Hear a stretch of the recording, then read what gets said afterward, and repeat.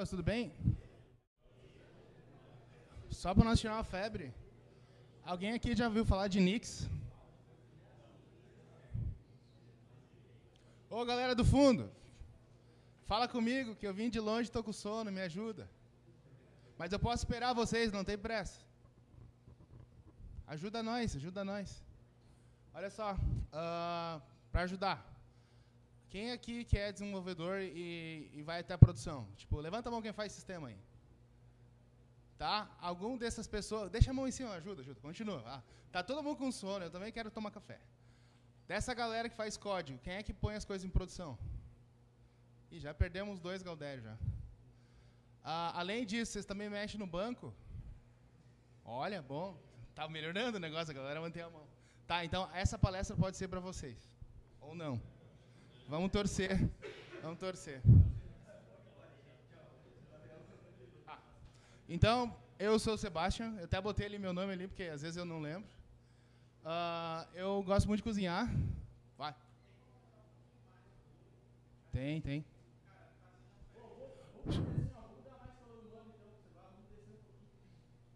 Ou deixa a mão para cima.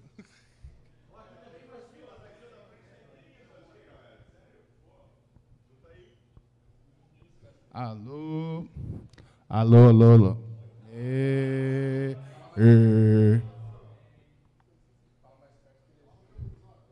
Konnichiwa, minasan, seba desu. Melhorou? Aí, valeu. Tá, eu gosto muito de cozinhar e eu descobri que quando eu estou estressado eu corto coisas e fico feliz. Como a gente vive numa sociedade onde cortar as pessoas é legal, eu corto os vegetais. Assim, agrado vários grupos de pessoas, né? Eu também tenho um segredo para contar, que não é segredo, mas eu estou treinando para ser ninja. Inclusive, eu estive no Japão, lá, fazendo aula com os ninjas. Eu trabalho com o Jonatas em outro time, mas eu trabalho na Timescale. Timescale é aquela empresa que faz os negócios que eu não sabia, que vocês viram mais cedo. E... esse bagulho não funciona, mano. Ou ele não gosta de mim. Viu? Ele funciona tão bem que ele vai 2 vezes. Que eu não sei usar, né, mano? Viu? Eu não sei usar. Tá, então, como eu estava tentando dizer, eu trabalho em outro branch, que é o Timescale Cloud. Eu faço tudo que o Capim falou que não é para fazer, que é vender o banco de dados como serviço e desconfia que eu sei o que eu estou fazendo. Olha, eu tento. Né? Às vezes não dá certo, mas eu tento. Um lembrete para todo mundo que acha que automação é brincadeira de criança. Para a gente poder ser muito preguiçoso, que é ter um botão e resolver todos os problemas, alguém ou um conjunto de alguém trabalha muito para que aquilo funcione. Eu gosto de lembrar disso porque muito do nosso trabalho é automação, muito do nosso trabalho é deixar as coisas mais fáceis, mas para que seja fácil, a gente... Nossa, agora eu estou me ouvindo. Para que a gente trabalha muito. Então, minha motivação para essa talk é uma dor que eu tenho, que é, para contextualizar, eu uso o Mac para trabalhar. O meu servidor em produção é um container no Kubernetes. Nosso produto de cloud roda no Kubernetes. Os servidores rodam Linux. E a gente usa o GitHub Actions para deployar tudo. Tenho 3 ambientes onde a gente tem que estar constantemente fazendo coisas.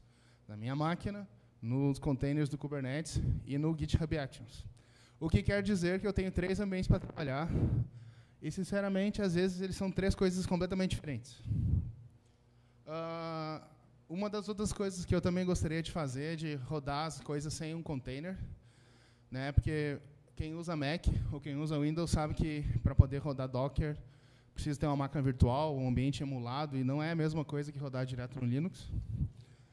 E se eu quiser rodar com container, tudo bem, tá? Meu ponto era ter a flexibilidade, e por causa disso eu fui pesquisar, comecei a ver o que as pessoas estavam usando, ver para o GitHub dos outros. E aí eu me deparei com essa pergunta.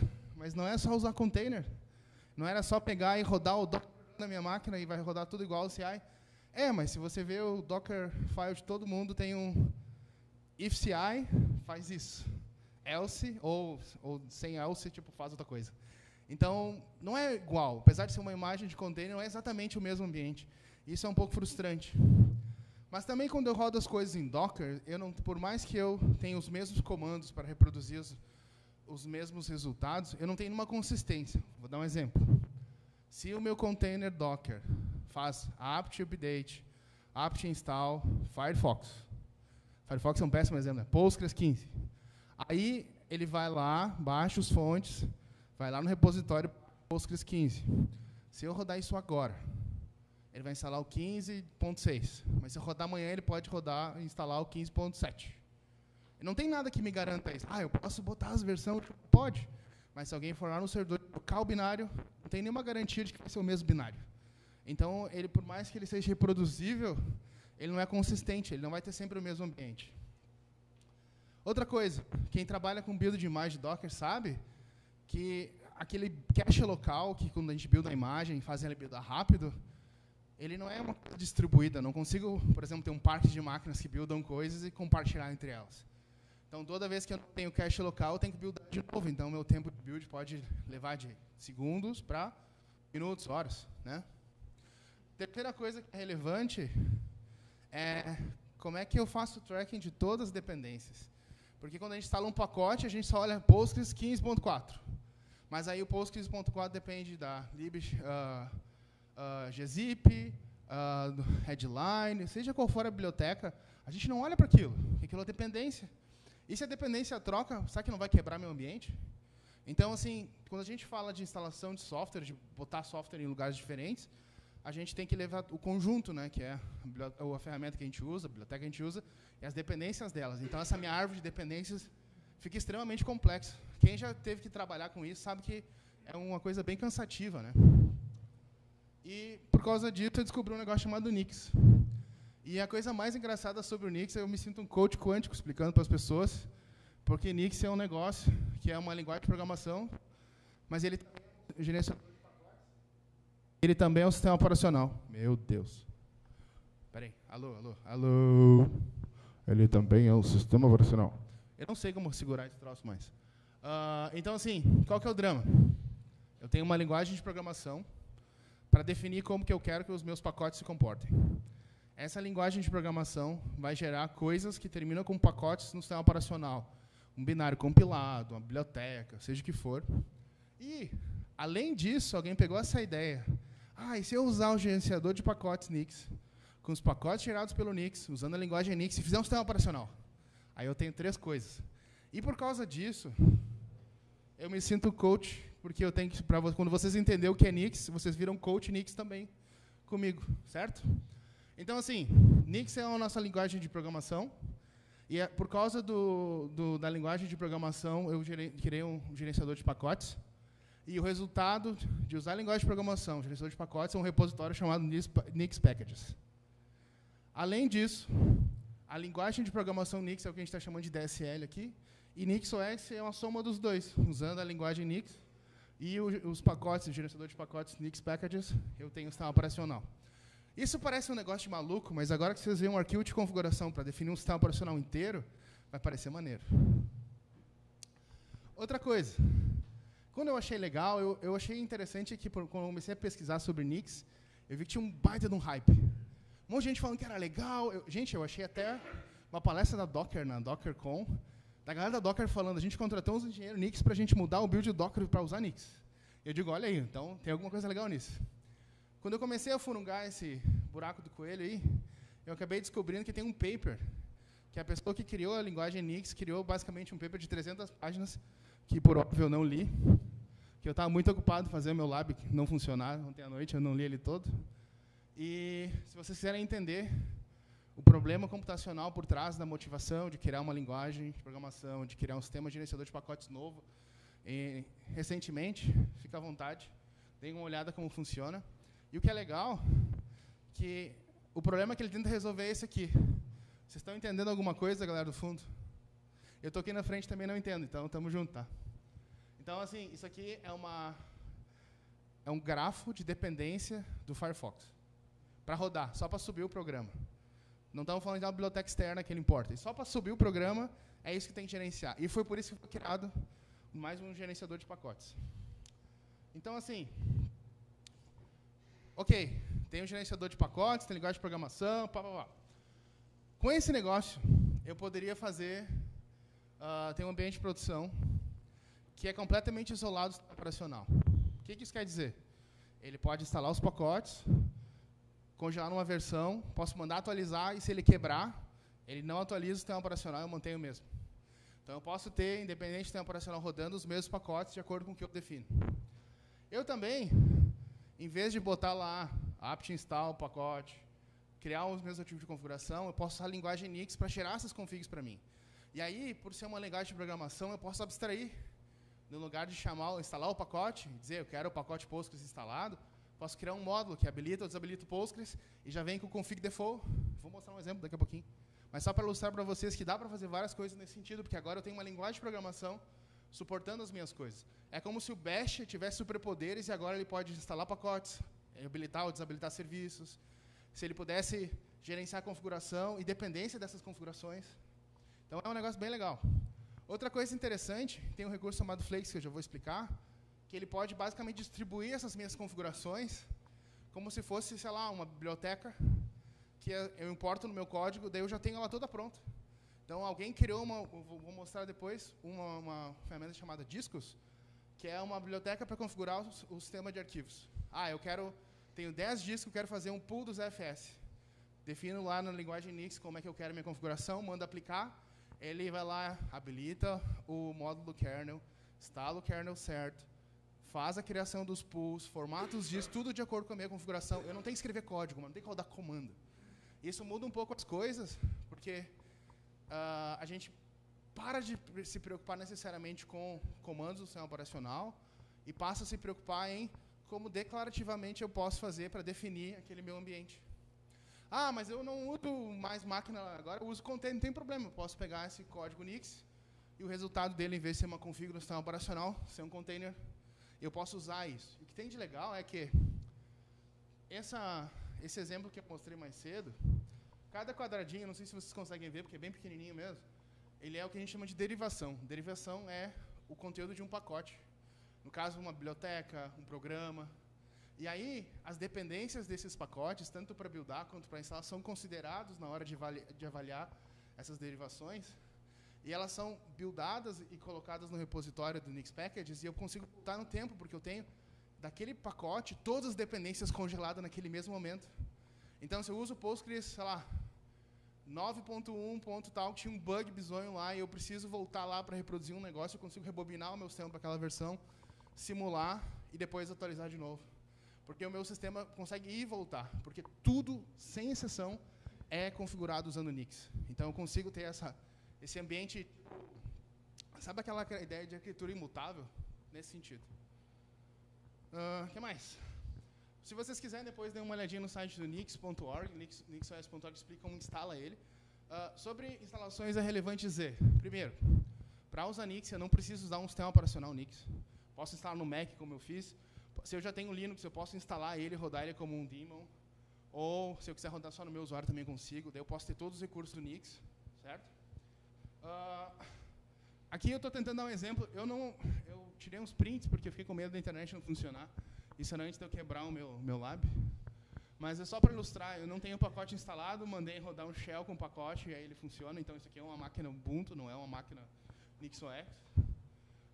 E também posso rodar as AMIs na Amazon e simplesmente usar como se fosse uma máquina tradicional.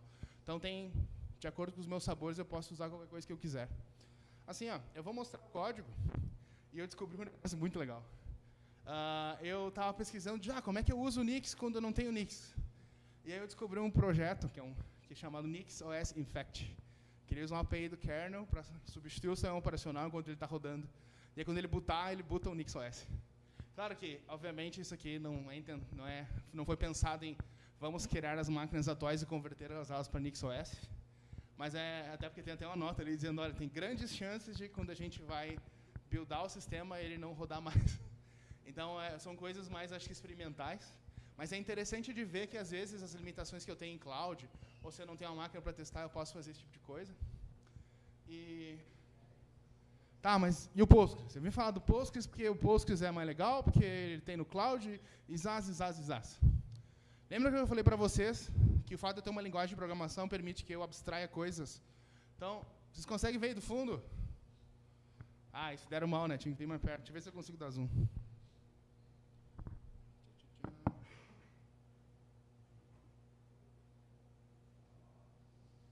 Eita, tá vivo, tá vivo. Melhorou? Eita, jovem.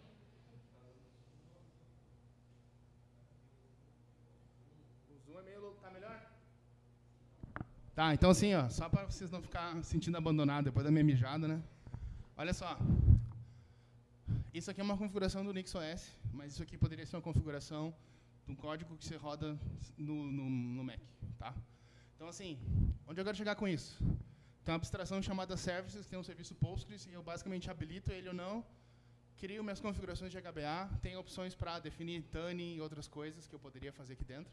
Mas o meu ponto é, a partir do momento que eu tenho uma linguagem de programação funcional, ou uma linguagem de programação em si, para controlar o comportamento do software que eu instalo, eu já tenho a possibilidade de automatizar o que já está automatizado. E esse é um exemplo disso. Não é um melhor exemplo de todos, é uma coisa bem limitada, mas e se no lugar disso aqui fosse um cluster do Patrone com 3 nó? Se fosse uma flagzinha true e habilita o backup no S3, usando o PG Backrest, por exemplo. Então, quando eu vi essas coisas, eu digo, tá aí o negócio que eu quero brincar com isso aqui. Que a proposta da minha palestra não era dizer o Nix é o melhor do mundo, dizer, descobri esse negócio, parece legal, estou testando, né? Mas vamos lá. Deixa eu ver se eu consigo tirar o zoom agora. Ai, meu Deus.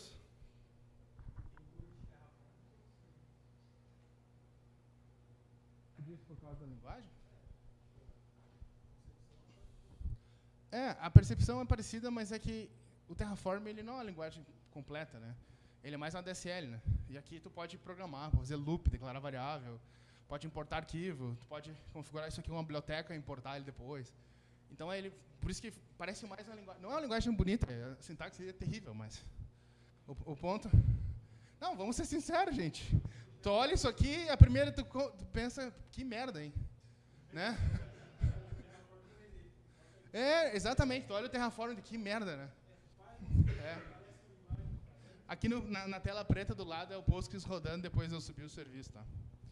Então, eu tenho que tirar o zoom. Eu não sei tirar o zoom.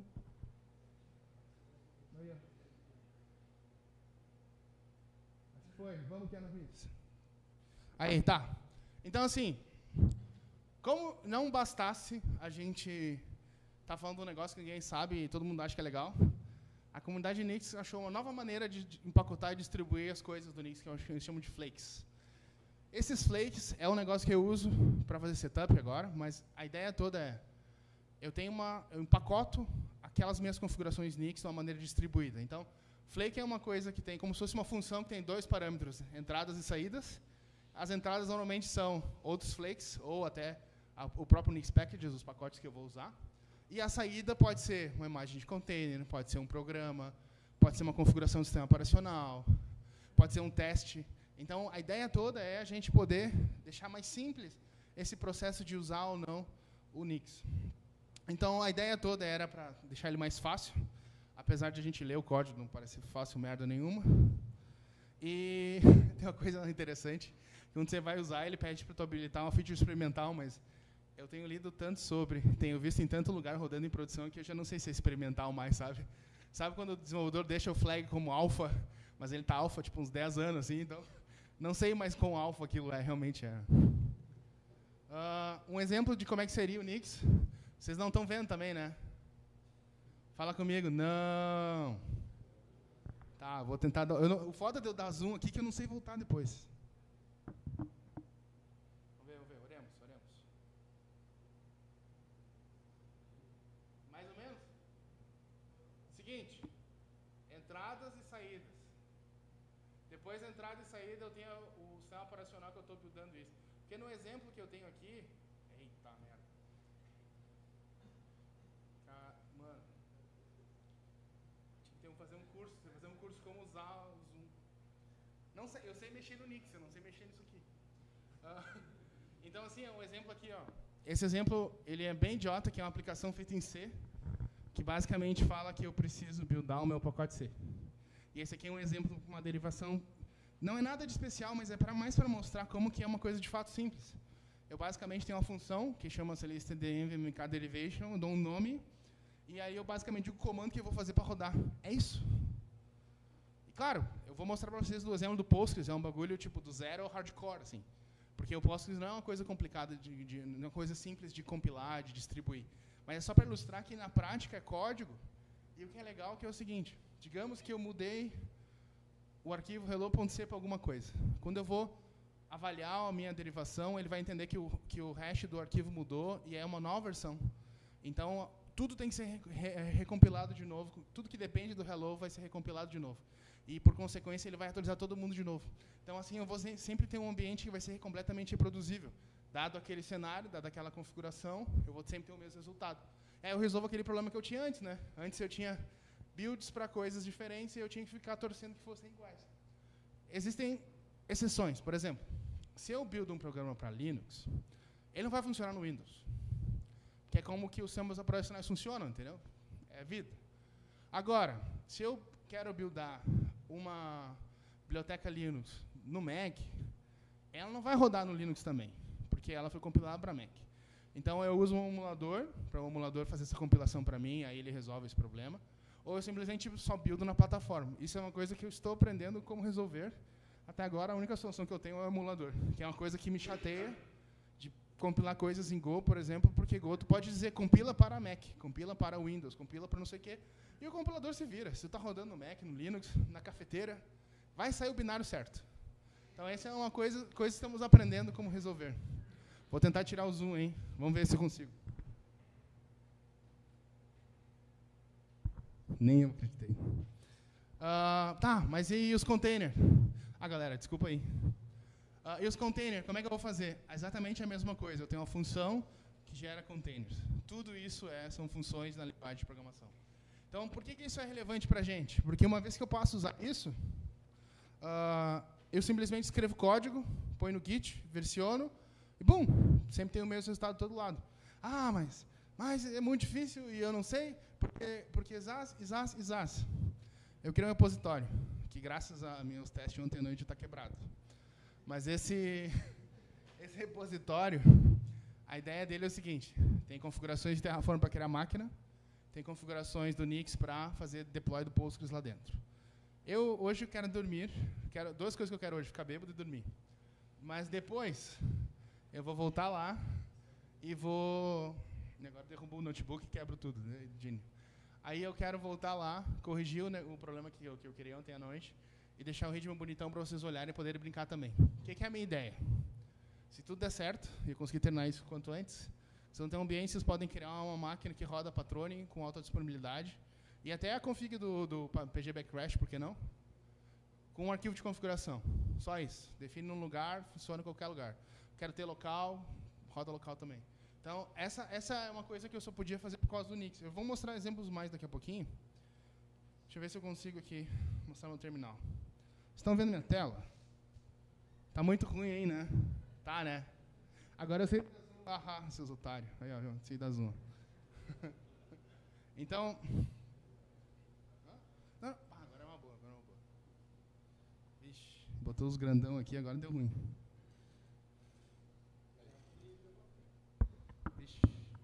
Assim? Ele vai tombar, bro.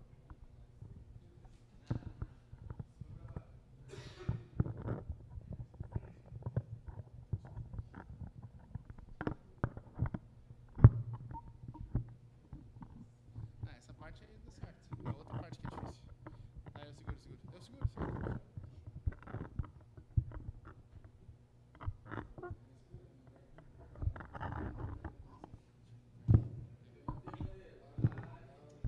Calma, eu vou segurar essa merda, foda-se.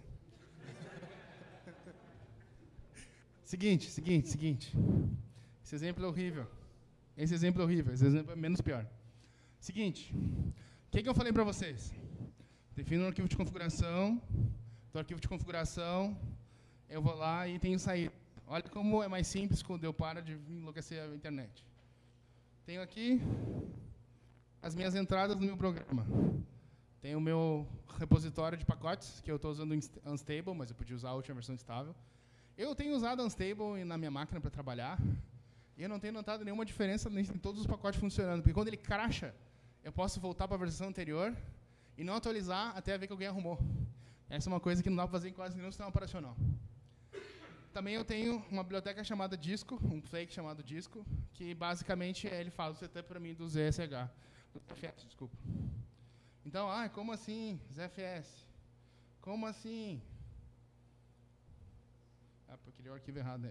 Cabeça. Então, nesse setup que eu estou mostrando para vocês, eu tenho basicamente os discos mapeados aqui.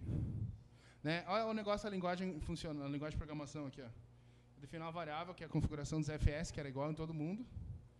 Aí depois eu venho aqui e falo, esse disco aqui tem uma partição que usa a partição do ZFS.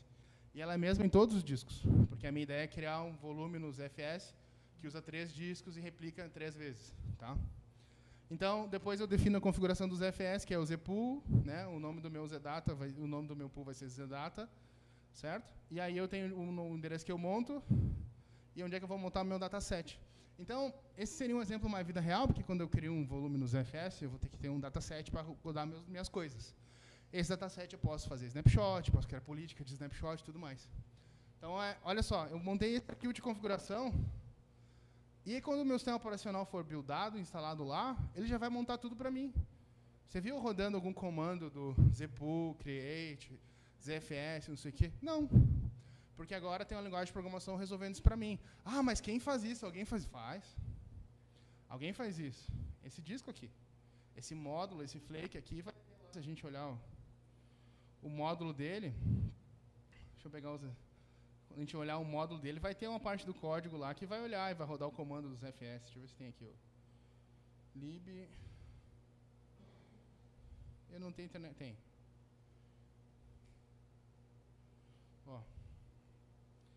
Na configuração dele, as opções dele, eventualmente vai ter os comandos aqui, zpool, create e tudo mais. E essa é a parte legal, eu posso abstrair essas coisas de infraestrutura que são difíceis e a partir dali fazer com ele. Tá? O que mais que eu posso mostrar para vocês que é legal? Configuração dos meus hosts. Olha, eu gostaria que para todo host que eu criar nessa arquitetura XARM64, ARM64, eu simplesmente importo essas configurações, defino o hostname e instalo alguns pacotes. Para dar um exemplo aqui, eu meti um pacotinho que eu preciso, porque não é só de bash que vive o homem. Né? Então, eu basicamente uso Vim, Tmux e Git para tudo que é coisa que eu uso. Então, só habilitar essas linhas ali e mandar instalar, ele instala para mim os pacotes. E o que é muito legal é o seguinte, qualquer coisa que a gente gerencia no sistema operacional, a gente tem esse poder de versionar ele. Como assim? Eu atualizei os pacotes, agora a versão do kernel é 6.9, não é mais 6.8. E aí o que aconteceu? Quando eu boto a máquina no boot do grupo, vai ter uma opção nova lá. 6.9 e 6.8, a versão anterior. Se der qualquer merda, eu poderia voltar lá e selecionar. Mas eu rodo na AWS. Na AWS não tem o selecionador do grupo. Tá bom. Tu pode ir lá no sistema operacional, voltar à versão antiga, vitória. Dá no mesmo. Certo? Outra coisa interessante é que eu estava fazendo a cópia desses arquivos para o servidor e mandando rodar o NixOS Switch lá. E eu descobri que tem um flake que faz isso para mim, que ele loga no SSH e roda os comandos. Então, nem isso eu vou precisar fazer mais. Uma coisa que eu gosto da comunidade, são tão preguiçosos quanto eu. Vocês notaram que eu tenho... Esse aqui é o Vim, tá? Para quem nunca viu, esse aqui é o Vim, pessoas Vim. Vocês notaram que o Vim está cheio de 9 horas, né? Os plugins e tal, né? Isso aqui foi configurado com o Nix. Que alguém criou um módulo chamado NixVim, eu só mandei habilitar no meu terminal e agora eu tenho o NixVim. Assim como o Tmux, com a barrinha, todas as coisas aqui no máquina rodam com Nix. E é por isso que eu tenho gostado tanto, porque eu faço uma vez, comito, aí eu troquei de máquina, eu peguei e instalei Nix no meu computador, para começar, vou usar esse troço no dia a dia, porque parece legal. Então eu simplesmente importei ele aqui, usando a mesma configuração que eu já usava, e a partir de agora, o mesmo ambiente que eu tenho aqui, eu tenho na minha máquina. Pena que eu deixei ela desligada em casa, senão podia logar nela para vocês verem. Que é a mesma coisa, que não muda nada. E dali para frente eu posso fazer coisas que era difícil para mim fazer, como, por exemplo, desabilitar configurações, que é uma coisa que antes era um if no bash lá, né? If tal coisa, roda comando tal, né? E agora vira coisas idiotas, como habilita, desabilita alguma coisa. Então, onde eu quero chegar com isso? Tá? Eu não sei quanto tempo eu tenho, porque eu falo. E o que eu quero dizer com isso? Eu não entendo merda nenhuma. Essa é a conclusão mais honesta. Tem muito para aprender, mas eu estou bem contente com as coisas que eu tenho usado, porque consigo empacotar software fácil, consigo distribuir software fácil. consigo abstrair coisas que são difíceis de explicar para pessoas que não têm o mesmo contexto que eu. Por exemplo, todo software que eu uso, eu normalmente tenho um acesso a como que eu faço o build dele, como que eu empacoto, como que eu gero as imagens. Então é fácil para eu fazer isso. Mas como é que eu posso convidar o Lucas para trabalhar comigo e dizer, mano, faz aí, usa a tua máquina. Foda-se o Lucas, né? Porque até ele aprender a entender tudo vai levar um tempo. Agora eu digo, mano, roda esse comando, o teu ambiente vai estar igual ao meu, falando as coisas de trabalho, né? Não necessariamente do tema, do terminal e tal, né? Então, isso é uma coisa que traz um interesse legal. E o que é mais bacana, todo mundo tem um ambiente diferente no meu time e a gente poderia ter um padrão para coisas. Por exemplo, para mim trabalhar no projeto do operador do Kubernetes, eu tenho que rodar uns comandos na minha máquina, que é uns comandos para o Mac e uns comandos para o Linux. Acho que ninguém usa o Windows, mas se tivesse o Windows, ia ter os comandos do Windows também. Se eu tivesse simplesmente um comando que eu rodo, é o mesmo ambiente para todo mundo, vitória! E quando eu digo o mesmo ambiente, existem exceções. Por exemplo, se minha aplicação é buildada com GCC, versão tal, e a versão GCC tal não é suportada no Mac, vai ter uma diferença, porque é como a coisa funciona, não é suportada, né? Mas assumindo que o software é compatível com os ambientes todos, isso seria uma viabilidade, seria viável. Obviamente, essa é a conclusão mais importante. Agora que eu botar isso em produção, eu conto para vocês. E aí a gente pode falar se é de verdade mesmo. Eu sei de gente séria tentando usar isso em produção. Gente usando. Eu me empolguei muito quando eu vi a Docker numa palestra na DockerCon falando disso. A gente está estudando o Nix para ver como a gente pode trazer para dentro do Docker. Né? A minha dúvida, e a dúvida acho que para todo mundo, é será que será que a gente está indo no caminho certo? Fazer um novo gerenciador de pacotes, mudar a maneira como a gente deploya as coisas. E daqui a pouco, se a gente tem as mesmas coisas, a gente poderia ter uma máquina física e uma máquina virtualizada ou um container com as mesmas coisas, porque na prática são os mesmos pacotes, as mesmas configurações. Né? Será que isso seria o próximo passo? E não sei se eu tenho mais coisa para falar. Perguntas, vamos lá. Façam-me suar, mais do que eu já estou suando.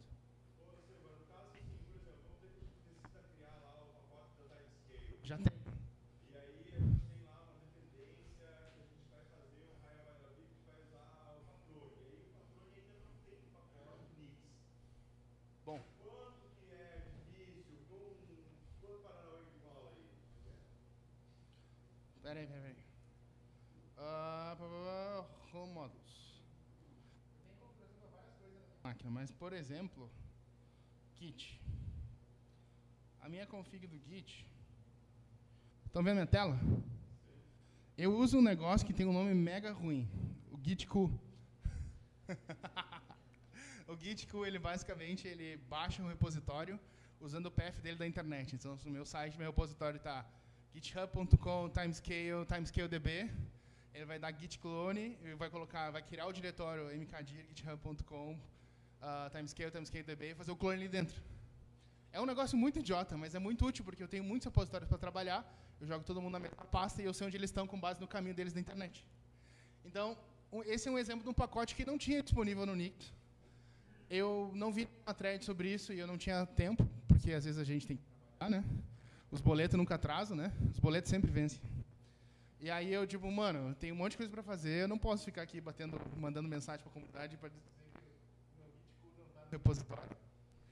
Então, as bibliotecas que a gente tem do Nix para buildar o meu pacote. Olha que legal. Aqui, ele vai retornar uma derivação. Tem o nome do pacote, versão, blá, blá, blá, blá, blá, blá. E dali para frente, quando eu simplesmente dizer eu quero que instale algum pacote, eu coloco o nome daquela minha variável. E aí vem o poder do Nix, porque aquela variável, na verdade, ela é uma chamada de uma função que vai fazer coisas. Então, quando eu coloco o gitku ali, ele vai lá naquela definição lá de cima, instala o pacote se ele não tiver feito local, instala no meu pack. Então, assim, eu tenho o poder de criar os pacotes que faltam se precisa. E assim, eu tenho acompanhado bastante os pacotes disponíveis no repositório do Nix Packages. Ele tem mais que no Arch. Eu não sei se vocês estão ligados, tem um repositório chamado AUR, que até então ele era o Arch, by the way. Até então, o repositório do AUR do Arch era o mais popular, tinha mais pacotes disponíveis. E o Nix Package está tendo mais pacotes lá. Parece uma rampinha, assim. Eles estão passando, aí fica o Arch no caminho e ele vai embora. Então, o que é legal, você pode sim fazer um pull request e mandar o pacote novo. Você pode buildar. E tem um negócio que eu não falei, que eu achei demais.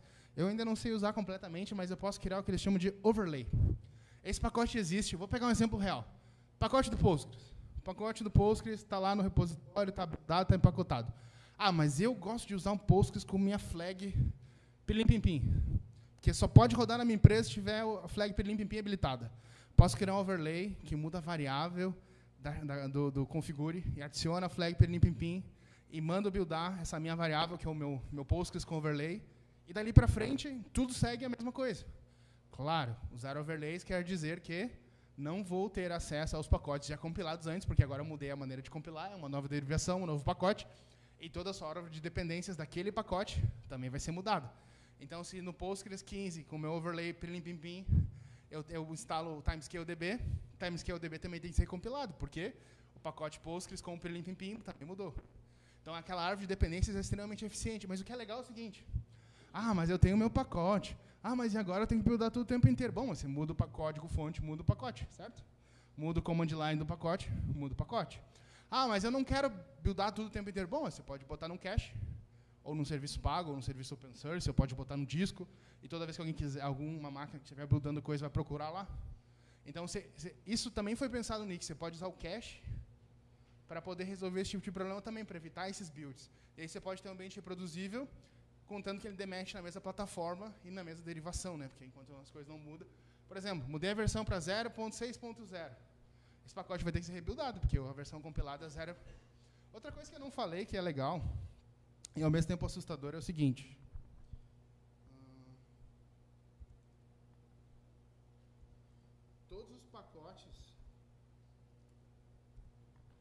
Todos os pacotes do Nix estão nesse diretório infinito aí. Nix Store. Isso é uma coisa que quebra a cabeça de todo mundo, porque a gente está acostumado que os binários estão no SRBin ou no barbin, e as configurações estão no etc, e zaz. Só que com o Nix, como tudo é uma árvore de dependências, e tem que ser, na hora de rodar, eu tenho que montar essa árvore de dependências, eu tenho que, na prática, colocar tudo num lugar só. Porque imagina assim, Postgres 14.0 usa a versão do lib XML2 1.0. Aí, Postgres 16 vai usar 1.2. Eu tenho que manter esses sistemas compatíveis na máquina, mesmo que eu não esteja usando. Então, eu tenho uma árvore inteira de derivações diferentes, e eu vou ter todos os pacotes instalados em versões diferentes. E eles vão ser compatíveis uns com os outros. Claro que, para isso funcionar, o que o Nix vai fazer, vai pegar esses binários que ele gera e fazer um link no /bin. Então, tudo vai continuar funcionando.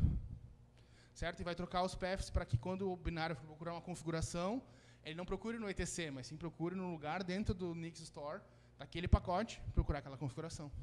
Isso é uma chamada no /configure, que muda o prefixo, mas é nessa pegada. O que mais? Pergunta, galera, perguntas? Vocês são ruins, né? Nem me fazer suar, nem ficar chateado. Eu queria ir para casa em coma, tipo, não sei fazer nada. Vamos lá. E aí? Bullying. Para ninguém me avacalhar, é bullying. O que você me diz sobre esse negócio de você, tipo assim, eu entrei ali, encontrei o pacote que eu preciso, como que você entender aquela sintaxe e sair alterando? Eu vi assim, parecia tudo muito óbvio, assim, mas assim, quanto tempo você gastou na especificação, para você entrar nessa linguagem, tudo isso? Tem um site que te ajuda chamado Zero to Nix. E aí alguém se prestou a fazer os resumos, porque a gente sabe que aprender linguagem de programação é difícil, a gente sabe que buildar pacotes, empacotar pacotes é difícil, a gente sabe que configurar coisas também é difícil. Então alguém se prestou a fazer esse site. Não é o único lugar que tem para isso, tem uma documentação oficial também. E aqui nos slides, depois eu mando para o nosso amigo João, eu botei vários links na última com coisas, notícias que eu achei relevante das coisas que eu falei hoje, com vídeo, blog post, documentação, sobre o que eu faço, como é que eu começo. Sabe, assim, eu gastei um tempo nisso, porque eu estava realmente muito incomodado como a gente fazia as coisas, porque tipo, tinha 3 jeitos de fazer a mesma coisa, e se tem uma coisa que me incomoda é fazer trabalho repetido muitas vezes. Porque eu fico sofrendo, assim, tipo, mano, mas eu tô de novo a mesma coisa. E tá atrasado, tem que fazer, daí eu vou lá e Ctrl+C, Ctrl+V e vai. As ações que eu vou mexer lá, eu vou criar uma função e eu chamo a função nos 2 lugares. Só que, como tu faz uma função sei lá, no Terraform que fala com o Bash. Mano, aí já fudeu, porque tem domínios diferentes. E aí eu comecei, tá, mas deve ter um jeito de resolver isso. Não posso ser a pessoa mais inteligente do mundo que passa só por isso, só eu passo por isso. Tem algo errado, sabe? E por causa disso, comecei a pesquisar e eu descobri o Nix. E quando eu descobri ele, eu descobri que tem um flake chamado Home Manager que configura o meu home. E foi daí que eu cheguei nessa confusão aqui, ó. Foi aí que eu comecei a brincar com... Eu não sei fazer para vocês, mas eu posso instalar até aplicativo de desktop. Então dá para fazer de tudo aqui, inclusive no Mac. Aplicação de desktop, o meu editor, que a gente usa para o trabalho, o Golang, está configurado via Nix. E as configs do Git, os pacotes que eu uso, as configurações especiais, estão todas setadas aqui dentro. Então a gente tem um pouco de tudo aqui, sabe? A mesma coisa, Postgres aqui, a minha configuração do Postgres RC também está tudo setado aqui dentro. Legal que isso aqui é versionado, né? Então tem um repositório privado que eu ponho minhas coisas lá. Aí eu simplesmente comito e mando para lá, e quando eu troco de máquina, eu mando aplicar e só vai. Então, assim, gente, onde eu quero chegar à conclusão aqui? Não façam, o Sebastião falou que é legal, vamos fazer. Testem. Pode ser que vocês achem legal e também possam contribuir. Ou daqui a pouco é uma grande merda, eu estou aqui perdendo tempo de todo mundo. Certo? Mais alguma pergunta? Então tá, muito obrigado.